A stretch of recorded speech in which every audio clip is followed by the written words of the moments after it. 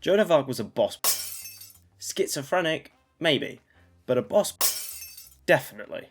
Let me paint a picture for you. The year was 14. The year was 1240. Oh my gosh, the year was not 1245, the year was 1425. Anyway, let me paint a picture for you. The year was 1425, and the English were in conflict with the French during what is now known as the 100 Years' War, which in reality was actually 116 years long, but 116 Years' War doesn't quite have the same ring to it. When she turned 13 years old, Joan of Arc started experiencing visions and hearing voices from the saints Michael, Catherine, and Margaret. Now they must have been huge fangirls of Charles VII, because they wanted Joan of Arc, a 13-year-old girl at the time, to help Charles become King of France. Now I just have two main points to say on this. Number one, why are three grown adults, let me rephrase. Why are three grown dead adults trying to get a 13-year-old girl to do what they want?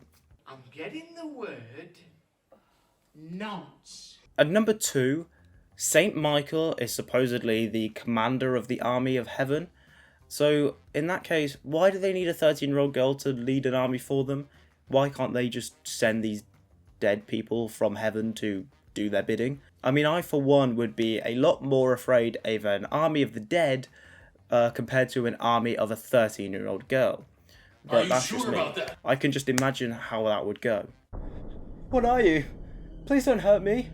I'll say my Hail Marys, I promise. Hang on a sec. Is that my grandpa? St. Michael was clearly very experienced in talking to teenage girls, because when Joan turned 16, she began her divine mission that the saints sent her on initially. So in 1429, Joan of Arc travelled to a local stronghold where a collection of Charles VII loyalists gathered. However, when she arrived, the local magistrate would not let her in. There's always some arsehole who gets a smidge amount of power and uses that over anyone they possibly can, isn't there? And in response to the local magistrate denying her entry, Joan of Arc said the following. I'm going to read it off the screen just so I don't get the quote wrong. Oh my god, do you know who I am? I'm the girl with the direct line to God through these saints. But I suppose we're more like friends now, right guys? No, that's not quite how it went. Instead, Joan took the most reasonable next step and just became a man. Well, sort of. She cut her hair short and dressed up in men's clothing. But she also now created a following of people behind, I just want to say, a literal following of people. People literally followed her to the local stronghold. Not because they liked her, but because they believed she was the divine virgin who was destined to save France. I'm not quite sure why the Bible or the Christian faith in general has an obsession over virgin females, but it seems a little bit weird. I mean, the person who wrote that clearly had never had sex in their life. Anyway, enough of the waffle, let's get back on track. The year is still 12... It's not 12, it's 14. It's 1429. Why do I keep saying 12? I don't know. The year is still 1429 in the story, but we are now at Dauphin's castle. This is where Charles VII was hiding out, and when Joan arrived, he was hiding in a group of people, which I assume is sort of like a defense tactic against assassination attempts, so people have no idea which one is Charles VII. But this didn't have any effects on Joan of Arc. Joan of Arc? Joan of Arc? Who's Joan of Arc? It's Joan of Arc, you fool. But this didn't have any effect on Joan of Arc. She went through the crowd directly for Charles VII, and when she got to him, I assume she said something like, "Hello, how are you doing? My name's Joan of Arc. What's yours?" I'm just assuming. I think that's a reasonable assumption to make. That's a normal greeting, is it not? Although it was probably in French and not English, but you know. Now this could have been down to the fact that she was hearing the three saints, but at the same time it could be down to the fact that Charles VII may have forgotten to take his crown off. Either way, the answer doesn't really matter. Joan of Arc shared her divine mission with Charles VII, and after weeks of questioning from Charles' advocates and probably other religious people, Charles VII decided to gift Joan of Arc a small army of people. Nothing says we're going to win this war like sending a 16-year-old girl into battle on the front lines. Joan of Arc and her army wasted no time at all. She was gifted the army on the 27th of April, and by the 8th of May, she had already reclaimed Orleans. It was the first of many battles won, and if Joan of Arc wasn't badass enough as it is already, during the battle, she was also shot in the arm by an arrow, of course, not a bullet, Bullets were not around in 1425 or 29 at this point. But she was shot by an arrow. And not only was she shot by an arrow, she also decided just to pull it out herself, patch it up herself, and then get straight back into the battle. Bad, honestly. What a nutcase, but incredibly cool. Joan of Arc's victories led to Charles VII becoming King Charles VII. Because after a while they managed to reclaim Reims Cathedral, where Charles VII was crowned King of France. And for her immense efforts, Joan of Arc's family was ennobled by King Charles VII.